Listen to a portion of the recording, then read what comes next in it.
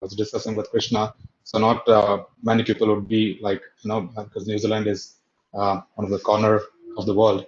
So not many people would be, have an idea of what's going on there. So I'll just give a bird view, uh, like insights into that.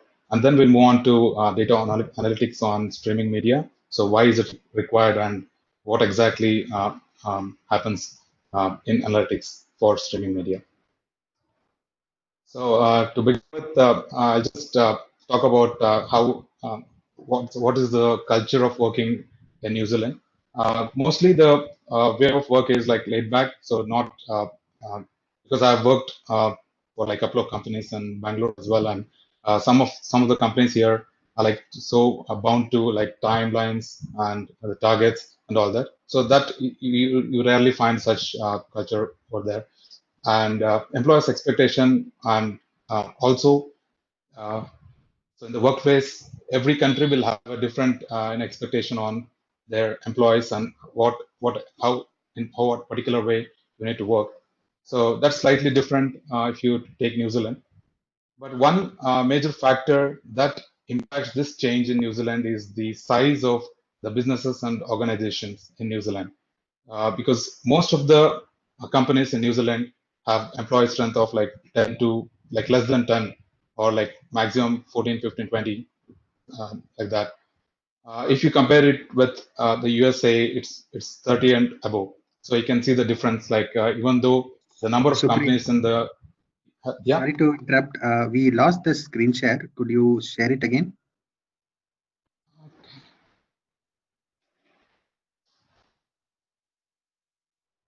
Chinkappa, if it's the same problem, we can share it and let Suprit continue then. I'm not sure. Let's give it a, or Supreet, would it be fine if, okay, I see his screen coming up. We had a similar issue last time. Okay. Yeah, Okay, fine now. yeah, perfect. Yeah. Um, so even if you say in New Zealand, you can say the biggest IT company is, you can say, like Datacom. So even the total overall strength of Datacom is like less than 1,000 people. So that is the scale of the business in New Zealand. And the small and medium sized companies with less than 20 employees account for like 40% of the country's IT economy. So you can compare, you can relate how different it is with the rest of the world. And the overall culture, like at the workplace in New Zealand, mainly is dependent on the size of the organization. Because in Bangalore or in US, if you see, like there are all scales of company, like startups with like single digit people, and there are like the companies where we have like hundreds of thousands of employees. So when the people shift from one such company to the larger one, lot of difference in culture, and sometimes the employees find it a bit hard to adapt or to get along with the new system. But you don't find this problem back in New Zealand, because most of the companies are like the small ones. So if you even if you shift from one company to the other, the overall system remains the same. There are a lot of advantages in such systems, like as I've listed here, like closer to makers, so you're very close to them, and then you know what's going on in the company, and the layers in the organization is less, so better overview of the organization you can find there, and you can be more involved in the organization and the decision making process, or the like the product or engineering process, and there are a lot of opportunities to learn as well. So this is very much common in like New Zealand as a whole, if you would take. And if you go into the workplace, what you find actually, so it's mainly unstructured and it's more of independent, because most of the New Zealanders, they like to work, as an independent at an independent street. So they don't like being managed closely or to manage closely either. And the status and the hierarchy in the organization doesn't really matter. So everyone works as the same, and even they expect you to treat them likewise. And mostly the management is informal. So and you hardly find any like manager or a subordinate or superior relationship in any company. So what makes New Zealand a good place or the companies to invest in New Zealand? So there are a lot of factors which are favorable for the companies to start like investing in New Zealand. It can be like political environment, it can be like regulations or tax systems, it can be like ease of doing business. So there are like a couple of very good like top like world class universities like Auckland University and Otago, etc. So you get like a lot of good resources from there as well. A lot of research happens in New Zealand. So there are like various factors for the companies to actually invest. Now, if you consider the IT footprint, so it's just like 50,000 people in the whole of New Zealand working in IT. So you guys can know, like in Bangalore, this can be like much lesser than one single company's strength. And the IT export stands at like $1 billion overall for New Zealand IT business. And there are a lot of companies investing in R&D as well. So there are a couple of companies like Air New Zealand, which have developed their own artificial intelligence system to like for their customers, like on-call customers, etc. The average spend per firm. So average spend per firm is around 2 million per year. So again, this is like much lesser than the rest of the world. So this slide just to like draft the like major difference between the industry. So with New Zealand and elsewhere. So let's move on to streaming media. So this is something which I'm working on from like last couple of years. So you guys all will be watching TV, or you'll be watching Netflix or Disney Plus or Amazon Prime, like OTT or pay TV channels. So like as you guys know that like maybe 10 years or 20 years earlier, there weren't much of options to see on TV. But nowadays we have like hundreds of options. We have like linear TVs, like hundreds of TV channels, and we have like every year we have like new OTT like brands coming up, and again we have also the pay TV channels. So there's a lot of competition for content, like as a viewer and as a provider as well. So as a viewer, so I don't know what to watch. So there's so many things available. So I actually don't know. I'm so confused, like what to watch. And then as a provider, like if I'm owning a TV company, a TV channel, or if I'm owning an OTT company, so I don't know what to what to build or what to show on my channel. So there is a lot of competition for content in the current era. Now, what is the need for analytics? So as I said, there are like too many options for consumers globally. So nowadays people are watching like cross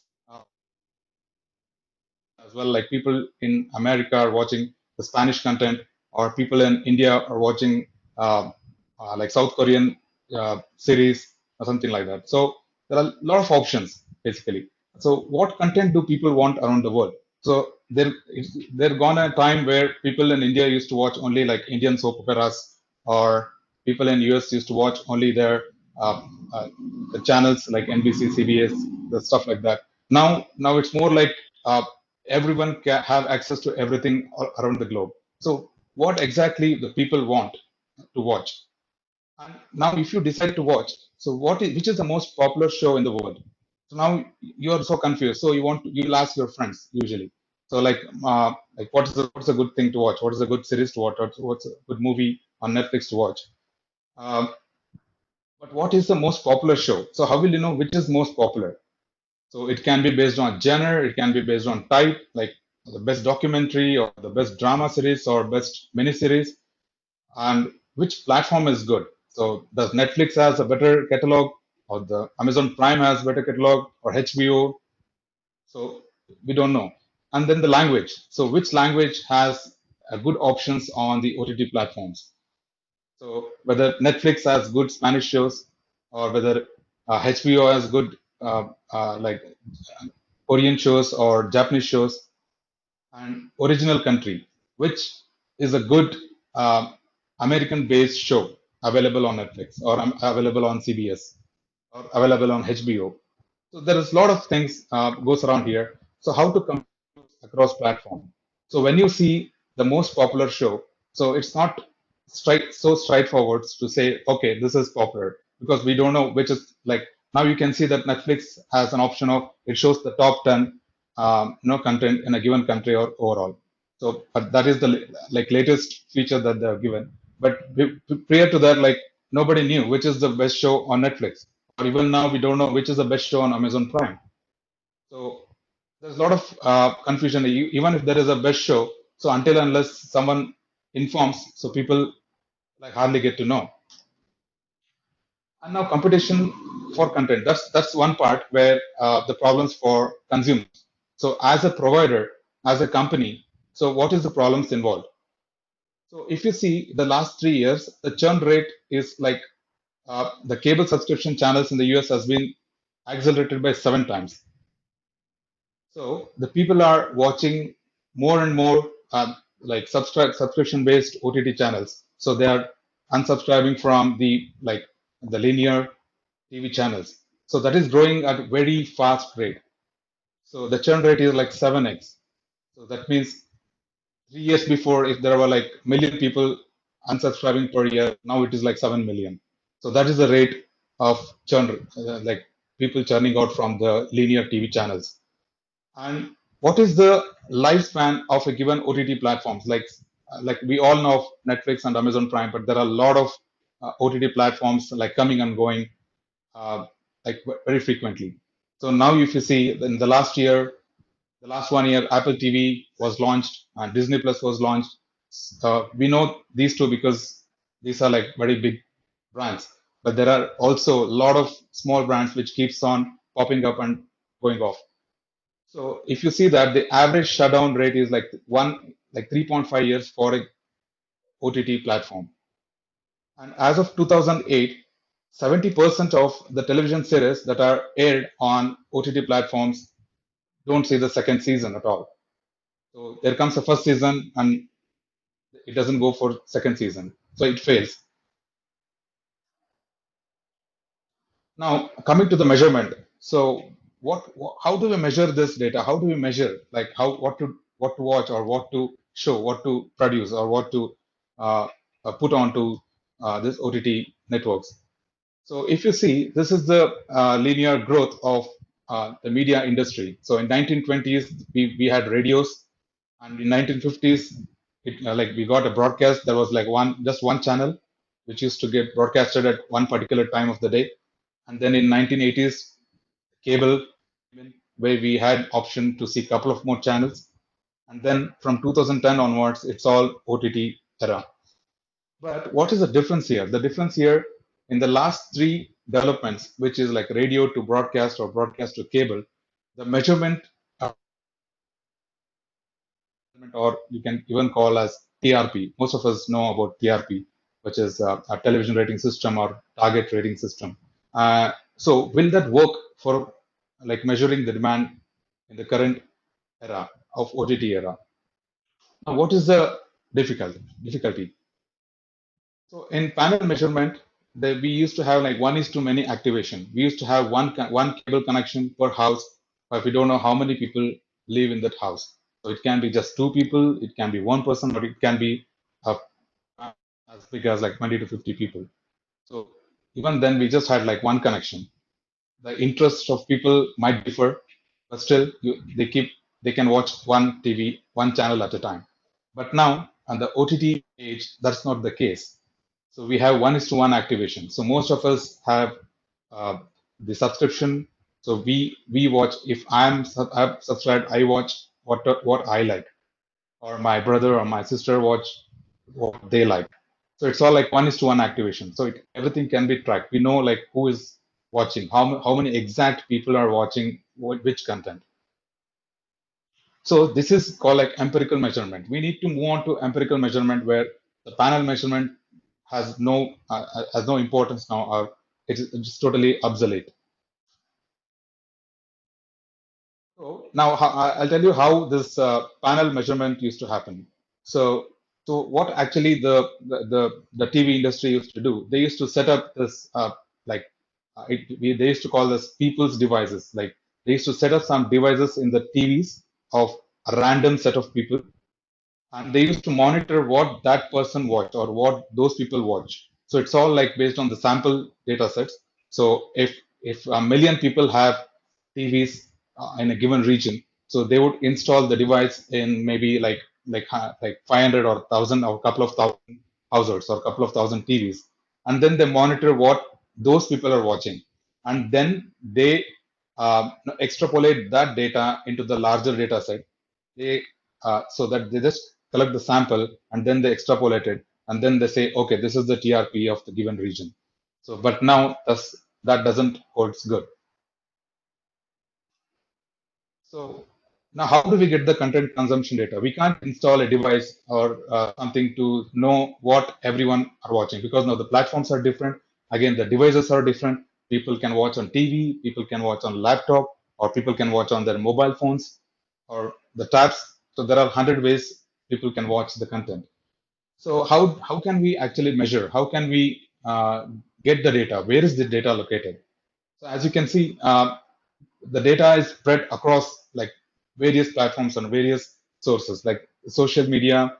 It can be blogging sites, it can be like informational sites, or like torrents where people stream the media illegally. It's called like piracy. And then free streaming platforms like YouTube and social video streaming, fan critics ratings, so all this. So the data, the consumption data is distributed across all this, right? Now, how to quantify this demand for content? So how can we like generalize? How can we collect these data and then find, okay, this is the rating or this is the demand? So how can we do that? So what actually we do at Parrot Analytics is we collect all this data, like from social media. It can be social media platforms, like if you see like Facebook or Instagram, we are like um, every title or every TV series has their own page. So they keep on posting the contents, like images, the videos. So people watch it. We get to know how many people watched it, and then people comment on that. People discuss. So when people are discussing about it, so we are sure that the person is watching or is interested in a particular show. So all this I'm talking is mainly about TV series. The movies is a totally a different ball game, because movies are like it just movies are made and it gets released and it's done. So like hardly movies go into the like part two, like sequels or prequels. But TV series that's not the case. When a TV series is launched, the producers aim to produce it like in multi series. Otherwise, they cannot monetize the TV series. They have released a TV series or a season one. So how they will know how they know that, okay, should we invest in season two, or is the demand there for season this particular TV series? Should we invest, or if we invest, how should we invest, or is there any regional change we should bring in? So if it is, if you consider uh, Money Heist, so I'm sure like Money Heist is one of the more like very popular shows going around. So when it was launched for season one, it was a Spanish show called La Casa de Papel. Uh, the makers was not really interested to produce the show in English. So, but then when this picked up, when the La Casa de Papel picked up, so there were more viewers in non-Spanish speaking countries than the Spanish-speaking countries. So that, so then they got into light and it triggered to them that, okay, so we in fact we should have made this in English as well. So that's when the English version Money Heist came in. So this all these things, decisions, or all this, aspects, they come through this demand. So now I was talking about this social media. Uh, so social media platforms, and then the research. So there is a lot of like voting happens, or the ratings there are a lot of sites which rate, like IMDb. If you see IMDb, you can see the rating for a given movie or a given show. Or if you see Rotten Tomatoes, you can also see the ratings there. So, but you cannot always go by just IMDb rating, or you cannot just go by Rotten Tomatoes. So it's just like specific to uh, this one set of rating what the catalog they have. So if you want a larger picture, then so that should be just one part of your input data set, which through which you can actually generate the demand. Now, free streaming and downloading. So this is one of the major demand generating content, because not all series are released in all the regions or all the languages. So some particular shows are available in one like only specific regions, which or it can be the paid on the paid OTT platforms. So if people want to watch this, they usually go and download from the torrents. So we have a patented algorithm to track these torrents, so we can know if how many people are downloading a particular title on a given day, uh, in which location.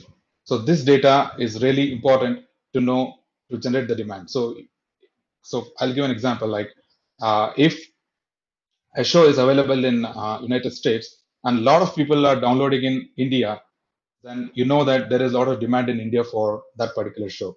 So they're actually, but they're not monetizing it. They've failed to generate the monetary benefits from that.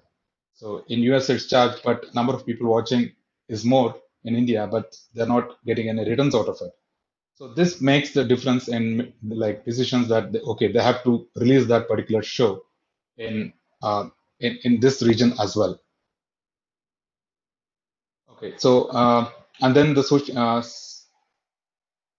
social video platforms like YouTube, which is where we where most of the trailers are released, or most of the the videos related to those shows are released, so we can know how many people are watching it, how many are liking, sharing, so all this data.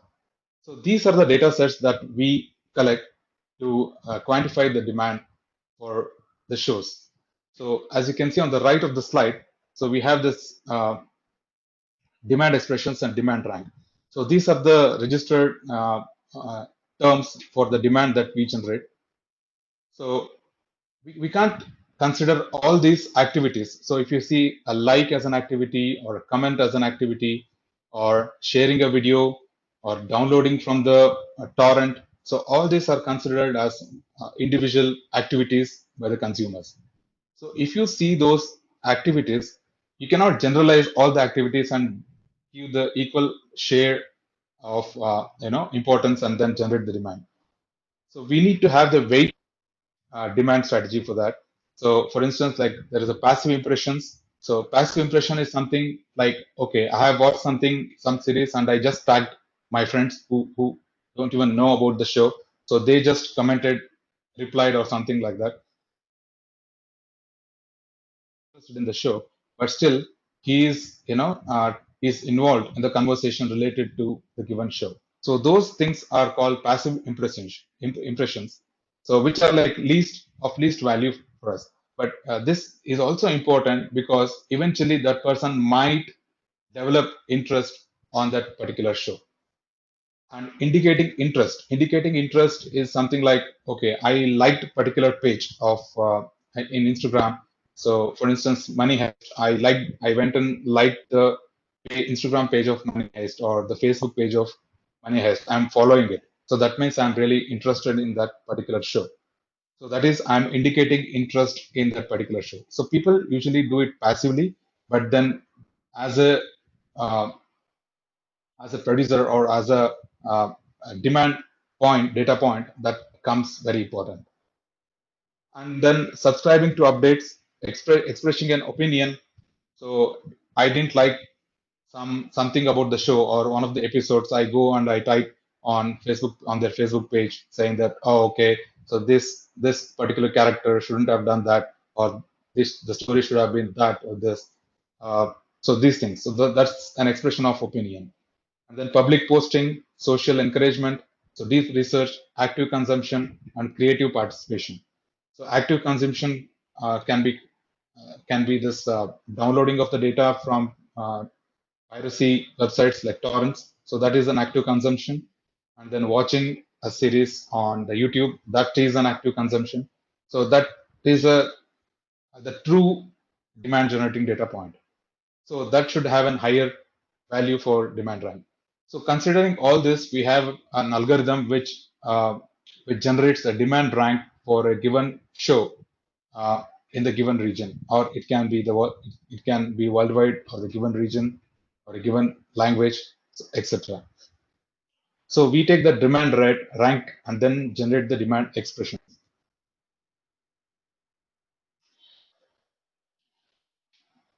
Now, these are some description about demand expression, like it's a desire or engagement and viewership by consumers.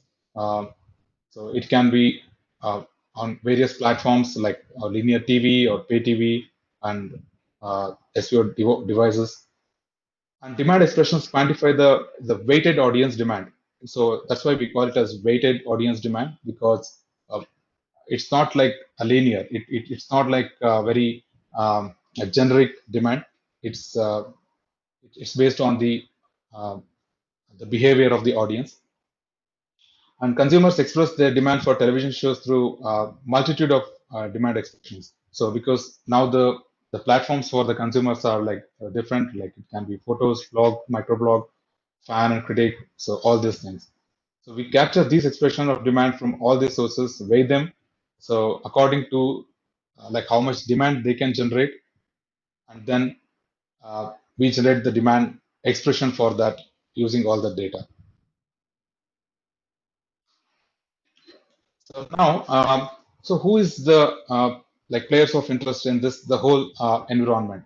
Is it just the OTT platforms, or is it just the consumers? No, there are like whole lot of people interested in that.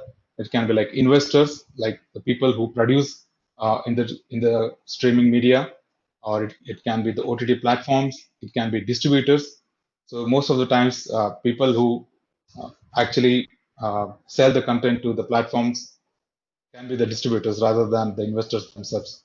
And then networks, advertisers. So how do in YouTube you can see the advertisements. So the advertisements are charged. So if you have a video on YouTube, so you get paid for allowing the advertisement to play in that.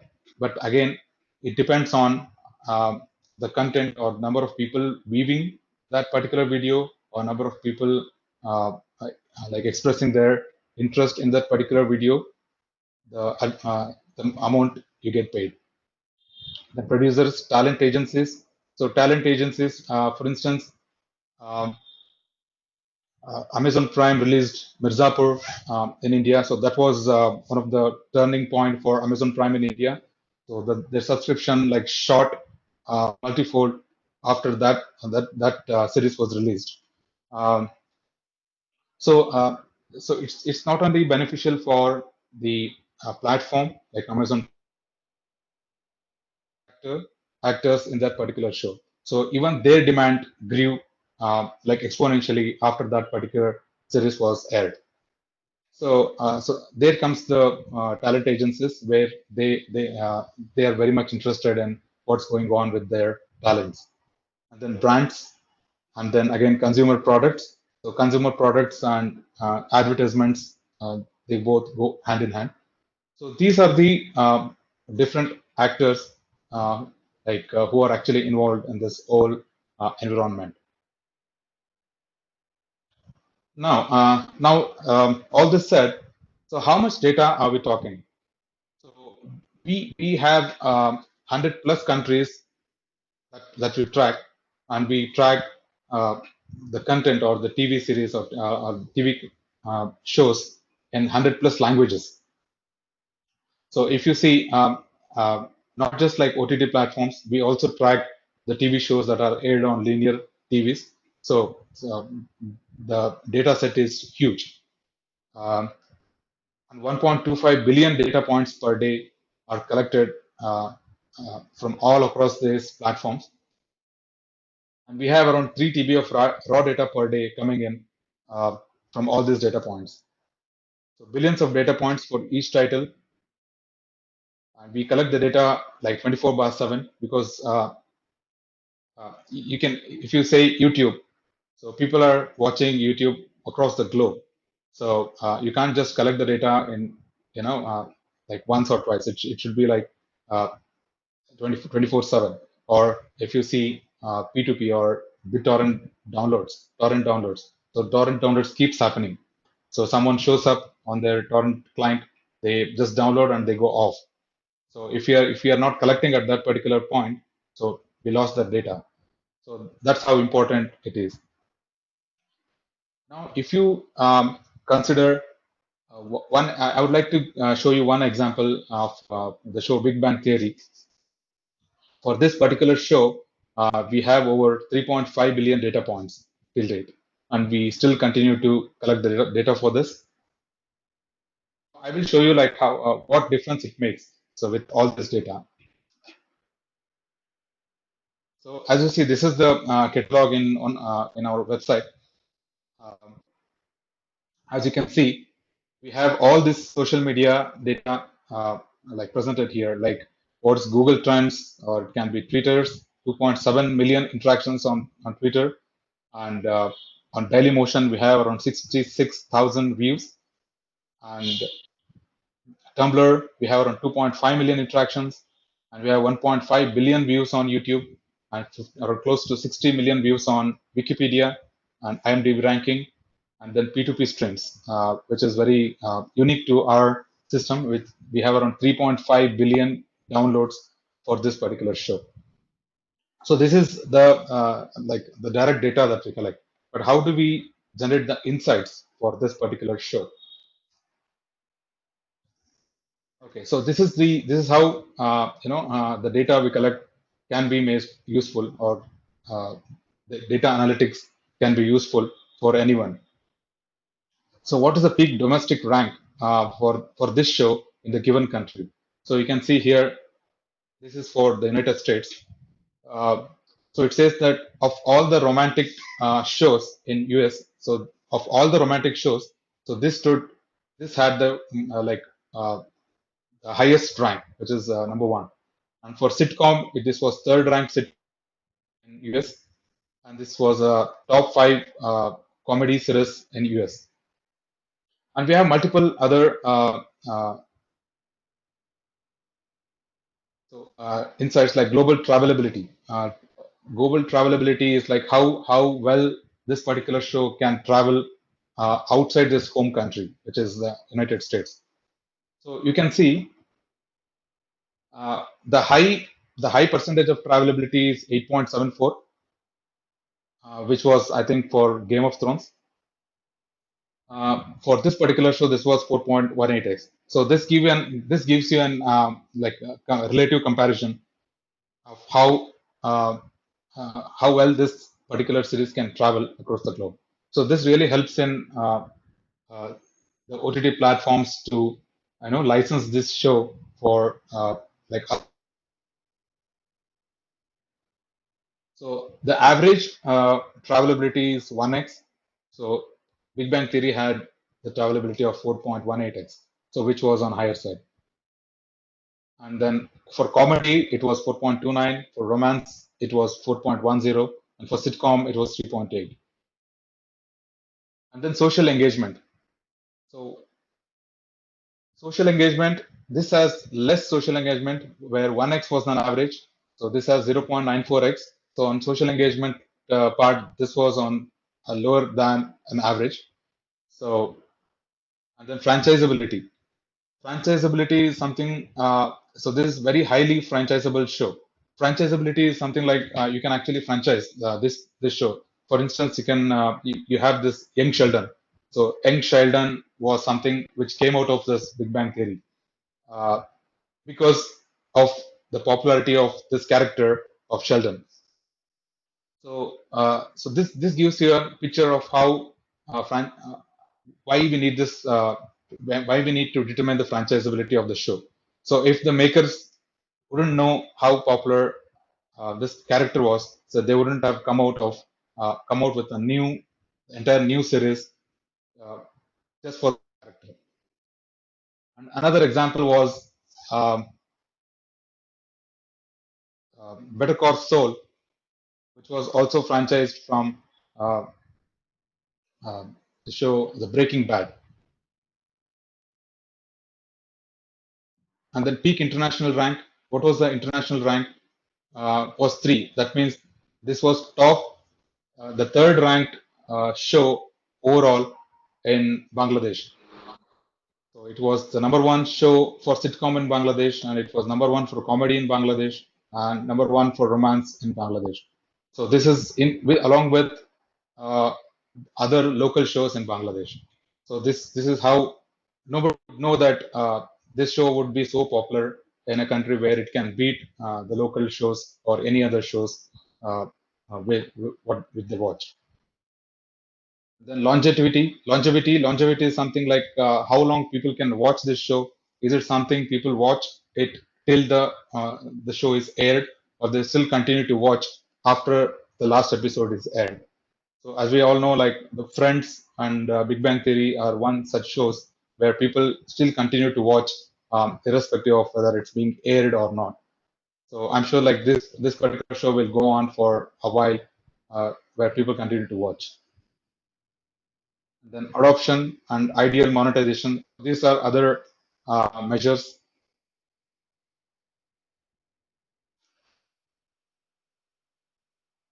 And then demand in 2020 for this particular show. So we can see the top markets by peak demand. So in top markets for after United States, this show had most popularity in Germany, Brazil, Hungary, South Africa. So seasonal domestic rank, seasonal global rank, or fandom, momentum, peak domestic rank, peak global rank. So these are different insights that the data can give on this show. So if you can see this show, this much data for one show, here you can see the worldwide market for the last 24 hours. So what was the demand expressions generated? Here you can see the numbers you can see here for Brazil, for United States. So these are the demand expressions which uh, which is generated using all those points. So interestingly, Brazil had more demand expressions than United States for this particular show in the last 24 hours. So this is the insights that you can get, or the makers can get.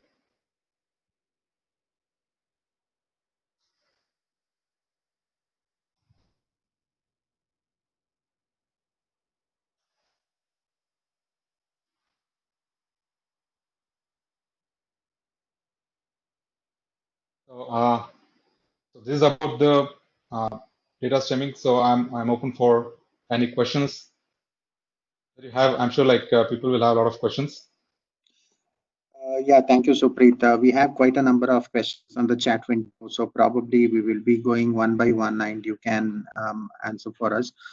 The first question is actually like, which software have you really used for coming up with all these statistics and data metrics visualization?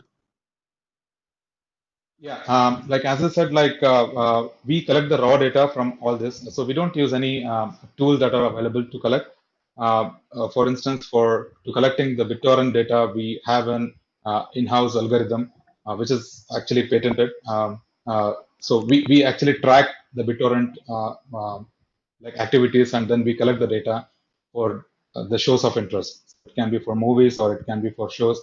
So we collect the raw data. So we just get okay. So they're like so this particular IP and this particular title or this particular episode, and what is the info hash of the content downloaded.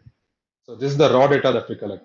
And if you see the YouTube, we just get okay for this particular YouTube channel. So every TV series or every title will have its own channel on YouTube, or its own page on Facebook, its own page on Instagram, on Wikipedia, and Dailymotion, like anything. Uh, so we just collect, or Twitter. So Twitter handles will be there. We just collect the data. So some of these platforms are like they sell the data. So we collect all those data, and then we have the in-house like aggregators. We use AWS as a platform. So we have this in-house aggregators to aggregate all this data, and then we get the we filter, we apply a lot of algorithms, and then derive the actual data, and then generate the demand expressions. Yeah, thank you, Supreet, for that. And the next question probably is in line with the question I asked initially. So probably you could you share more insights on who would be your end users and what exact big data analytics platforms you would be using? Again, I leave it to your discretion. How Yeah, you want to pitch up this answer for? Yeah. sure. Yeah. So if, as I said, like we use AWS Stack for all our data analytics, starting from the EMR clusters to uh, EC2 instances to collect the data, and EMR clusters to like filter and aggregate this data, and then we use like QuickSight. We have the website hosted on AWS, and we use all type of databases. We use Redshift. We use like QuickSight. We use RDS because like there are a lot of data needs to be stored. Like we have the raw data. We have used Athena to analyze the raw data. We use RDS to store the demand expressions, because demand expressions can be said, okay, for this particular day, for this particular show, so this was the demand expression. So that is more like a like relational data. So that we store in a relational data. And for rest of all things, as I said, like 3 TB of data is collected every day. So to analyze that data, we need to use a lot of tools like Athena or Redshift, stuff like that. And we keep running our clusters or EMR clusters like 24/7 to keep doing this work in the backend.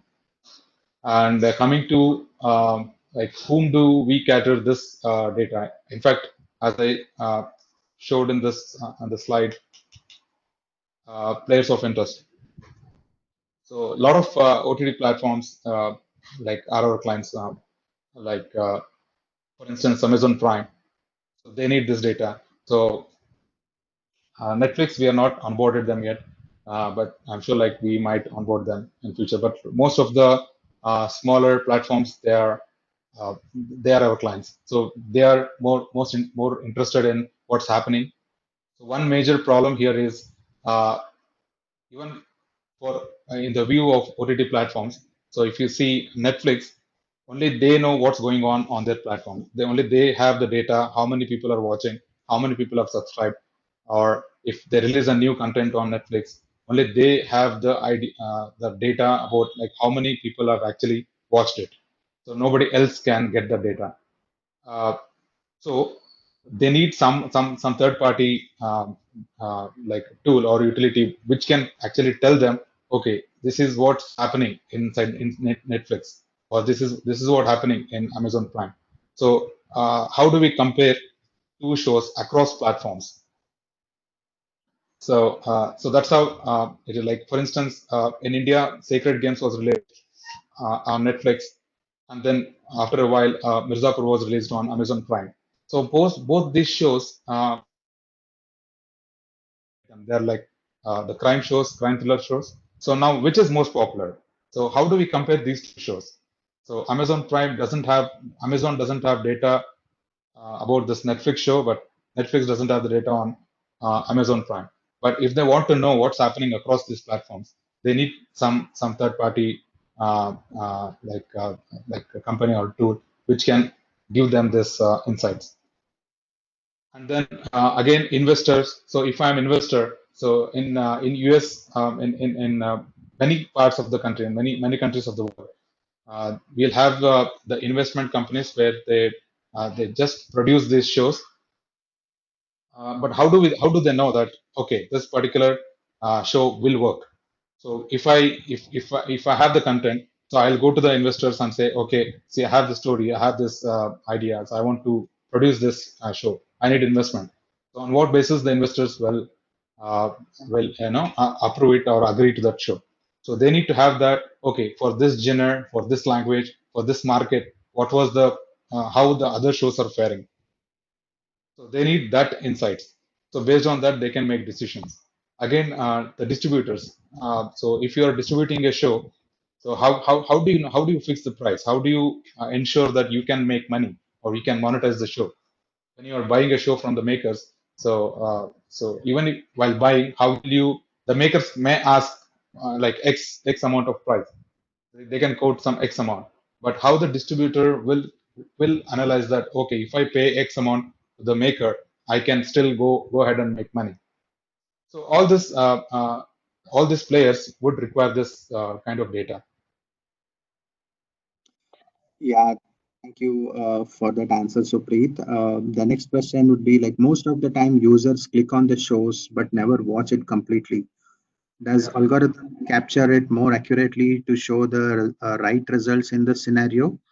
And the question in line is the duration of watching any show is accounted for by the software for its analytics? Yeah, this is a good question, which I actually had I didn't mention earlier. We actually don't collect the data from the platforms itself.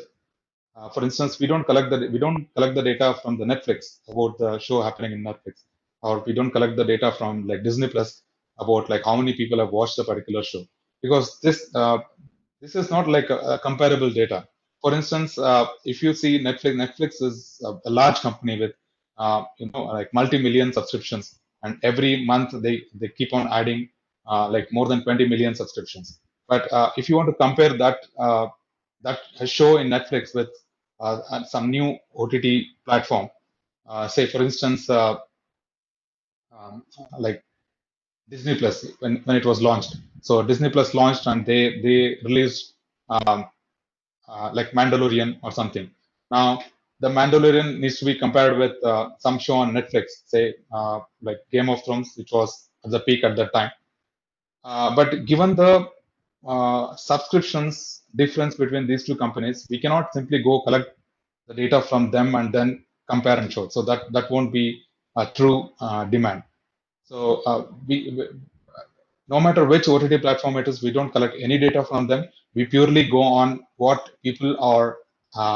That's why it's called as demand expressions. So where the demand is expressed through multiple platforms. Uh,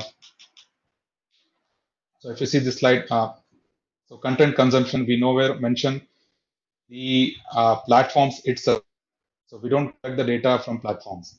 So once again, if you want to compare a show from CBS with a show in Netflix, so from Netflix we can get the data because it's all subscription based. But from CBS is again the cable linear TV. So we don't have the actual data like how many people are watching. We still have to go with the TRP system, which is again the like vague measurement system. So these two can't be compared with the data from the platforms itself. So the data Thank that we collect, like from social media or blogging sites, and the streaming, file sharing. So we have few illegal video streaming sites as well. So I remember in New Zealand we get some like box like FTV or something like that, where it directly streams data from torrent and shows it on TV. So add the torrent, download the torrent file and download the thing. So the box automatically does that for you. So we track all those things, and then so that gives you uh, the more generic measure across all the platforms and all the shows.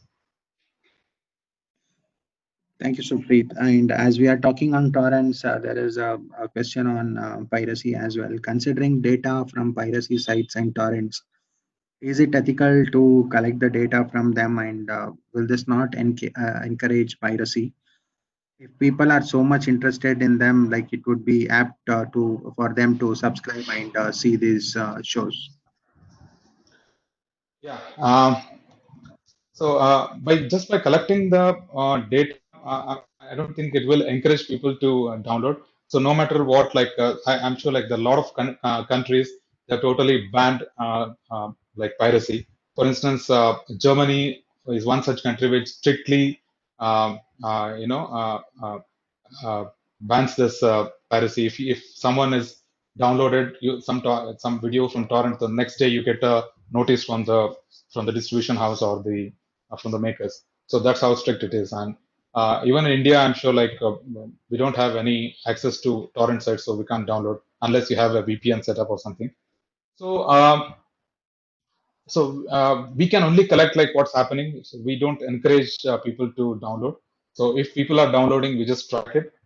In fact, when we have a couple of few years back, our company got a request from a distribution companies to share that data so that they can take action against people downloading or streaming through like illegally. But then uh, so that's not we don't want to productize that. We don't want that to be our main product.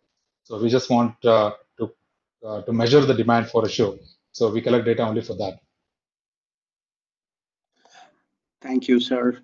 Uh, so is the next question is there any concrete guidelines to create the demand of the services or the product which company tends to sell? And also, will artificially created demands will be a stable model for a startup company in the long run? Uh, so I didn't get like the So startup company in the probably, sense yeah, for the so OTT company or something like that. yeah, it would be related to that. And also the first question was, is there any concrete guidelines to create the demand? So you are mentioning about going by the stats, how this video companies would have their contents in place and catering to a particular geographic area. So the question is on like, is there any concrete guidelines to create such of demand for services? Uh, no, there is like that we generate demand based on like the algorithm that we have. So this is the demand expressions algorithm that we use.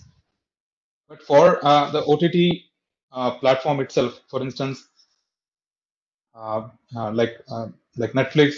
So they already have like such a huge subscription base, and so if they want to invest in something, they would definitely go in and like analyze their own data rather than going for a third-party data.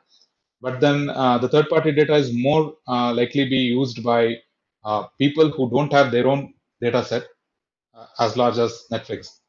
So that is the difference. Like if I take this data to Netflix, they can say, okay, we have enough data points for ourselves within our platform to decide on which show to air or where to air, which location to air. But for a startup, for a new company to for a new startup which is going for a OTT platform, they definitely would require uh, this data from third-party data. For instance, Apple TV. So before Apple TV Plus was launched, Apple TV was nowhere in this media streaming industry. But they decided one day they decided that they would launch a Apple TV Plus and they start producing the shows. So then definitely they would want a third-party data. They cannot go ahead with the third-party data because they set aside like maybe like $8 billion when they started off. So they set aside $8 billion for producing making shows. But then how do they spend that 8 billion? So in which shows they have to spend the insights which like third-party companies provide. Thank you, Supreet. The next question is really on data collection. So, can you throw some light on how the data is collected if someone using a Tor browser? And the next question in line would be, is there any time interval for the data demand calculation? Mhm. Yeah. Time interval for okay. Okay. So coming to the browser, like it's not really related to the browser. Like if you are, for instance, from the Tor browser, if you're accessing a page on a Facebook page of a particular show, and you're posting some comments, or if you're liking or sharing, it still be counted uh, in the page. Or if you are watching on YouTube, it still is counted as a view. The view count increases from the YouTube. So we don't collect data from the browsers. So we directly collect the data from the platforms. So it doesn't matter like what browser people are using. So unless in fact, like I have to mention that we don't actually collect users data. So if a particular user is doing some activity, we're not bothered about like what is the identity of that person. So we are only bothered about, okay, someone, rather than saying, okay, person X liked this video on YouTube, we are only bothered about, okay, this particular video got one more like, or 10 likes today, or 100 likes today. So that's the measure we are concerned with. So we don't actually collect the data of like users. Even with the Twitter, we have a paid partnership with Twitter. We get the data from Twitter, but then we only get the data for the public handles, and uh, we don't have like who posted a tweet or something like that.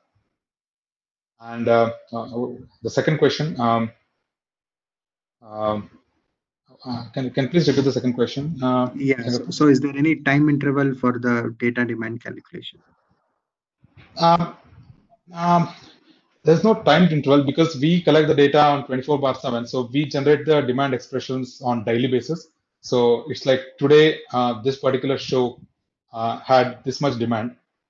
Again, it's we have like multiple measures with that. So for instance, we have in a global, what was a global demand expression for a given show on a particular day. So that's a higher level measure, and then by market, by language. So out of all the, for the English language, so this particular show generated this much demand expression on this day. And then for the region, so if you see the continent, if you see even the country, or if you see the language-based regions like Spanish-speaking countries, English-speaking countries, and the Chinese-speaking countries. Uh, so there are various measures for this. So the demand expression is generated for all such uh, these things because we have the data points. When we calculate this demand expression, we you can actually go and calculate, okay, what was the demand expressions for for the global demand expression, what was the demand expressions for the given country or the given language. So there is various measure. So it's on daily basis, and when you aggregate, if someone wants to see it for a given week or a given month or a given year, so you can just aggregate it, and we can even do a time series chart to show like how the demand expression is faring over the period of time. And we can also compare that with another show. So okay, the demand expression of this show was versus the demand expression of the other show in the same time period. And not only that, if we have a time series of demand expression, we can also see which point of time the demand expression was high. Maybe for instance, for the Game of Thrones, they released a trailer for season. So the demand expression shot up multifold when they released that trailer. So we can compare that with the previous year when they launched, like 2 years ago when they launched the trailer of season 7. So we can compare like how both of these are faring.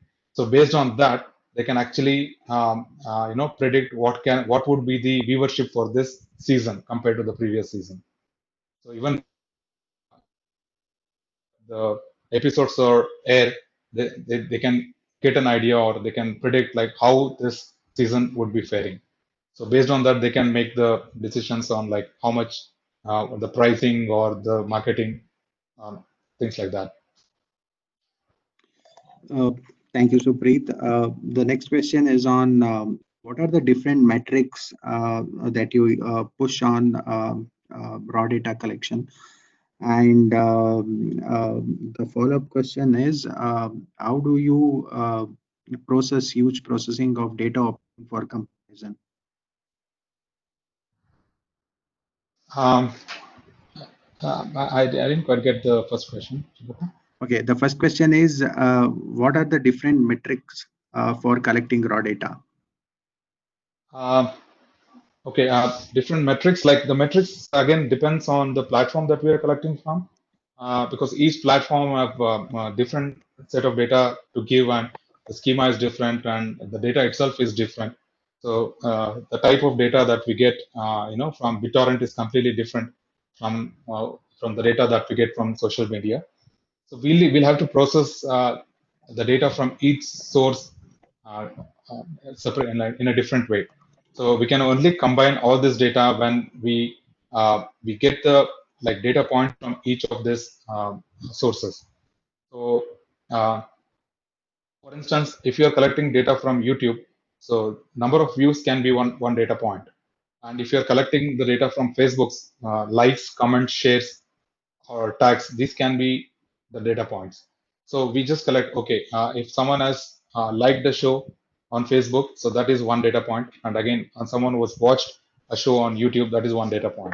Or someone has downloaded a video on torrent, so that is one data point. So we need to so these are the data points, but the final demand expression or final measure is like how much weight should we give for all these data points. So the weight for torrent download will be much higher than the weight for someone who just commented uh, on a Facebook page, or someone who shared something, or someone who liked or subscribed for the show page on the Facebook or YouTube. So the data is different, so the processing will be different. It can be merged only when the demand expression is actually being calculated, again based on the weightage of source. Yeah, thank you, Supreet. As we are on top of the hour, one last question, and we would be wrapping up the series. Could you share some insights on the algorithm that you have used for clustering the data? Is it something proprietary, or probably you can share some generic information with our participants? Um, yeah, it's actually a proprietary. I'm not sure because I'm uh, I'm not sure whether I can share it because I didn't check that with the company. So I defer to share that, but then I can give you some insight. Um, said, like we collect these data points. So this is the demand ranking, weightage of the demand. In fact, I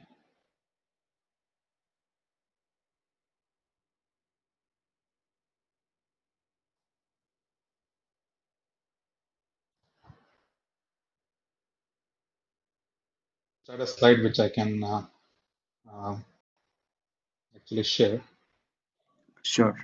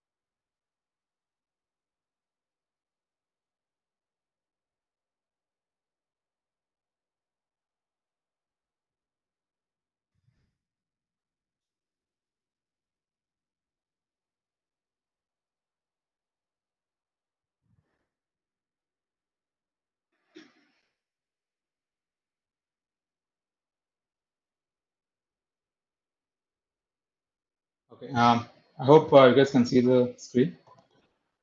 Yes, we can see it. Okay. So this is one. This is the high level method that we use to generate the demand expressions. So first thing is the weighting applied to each type of expression according to the demand rank model. So this is the demand rank model that I explained earlier. So we need to apply the weights for each of these model, and then factor including the population of the market. So this is the because so if you want to compare between the markets, you need to calculate the percentage of the expressions. For instance, the same certain amount X amount of expressions in the United States cannot be compared with X amount of expressions in New Zealand, because the total number of expressions in New Zealand will be much lesser, though New Zealand is an English speaking country. Uh, so New Zealand is an English speaking country, and United States is an English speaking country. So you can't simply rationalize saying that, okay, there was demand generation of like X in New Zealand, and there was a demand expression of like 100x in United States. So the demand is higher in United States. So that can't be the case because of the population difference and number of people watching watching the content. So population plays a major role in calculating the demand expressions, and then summation by the origin platforms of the expressions. So this is for all the platforms based on the weights for each weight, and numeric value of expression, example like 20 likes or 500 views. So this part is what is the value of the expressions. So as I said, like it can be likes, or it can be views, or it can be shares. So all those. And this is the weight, and this is the like expressions. So this gives you the demand expressions. So we consider, like you can think that we consider 4 factors. One is the weights for each of the expression, and the expression number of expression itself, and then the population, and the platforms, the weight of the platforms. Thank you, Supreet. Thank you very much for patiently answering through our questions. As we are overshot the time, I think we would be wrapping up the session for today. And I also thank Krishna Kumar for requesting Supreet to share his insights on big data analytics and how it is useful for the current scenarios. So I request now Punit Kumar Mishra, our beloved chair, IEEE Bangalore section, for closing remarks. Punit sir, over to you. Yeah, thank you, Chengappa. So thank you, Supreet, for really giving a nice perspective on New Zealand's IT landscape and data analytics on streaming media. On behalf of IEEE Bangalore section, I would like to thank for agreeing to give this wonderful perspective on this topic. And I can see that since last 40 minutes, we are engaged with the question and answer sessions. That shows that how important this webinar was there and how people have liked this. Just to give you a context that we are having already close to 100 plus. Until now, we are having quite significant participation. So thank you very much for agreeing and enlightening us with your perspective. Thank you very much, sir. I would also like to thank all the attendees for joining us continuously since last 4 days. Tomorrow we will be having the last webinar on this international industry speaker series, and we will be joining you again at 8 o'clock. Thank you, Krishna. Thank you, Chengappa. Okay. Bye, guys. Hi. Thank you. See you tomorrow. I Bye. thank Krishna and Chengappa as well for organizing such a wonderful webinars throughout this week. And special thanks to Krishna for giving me this opportunity.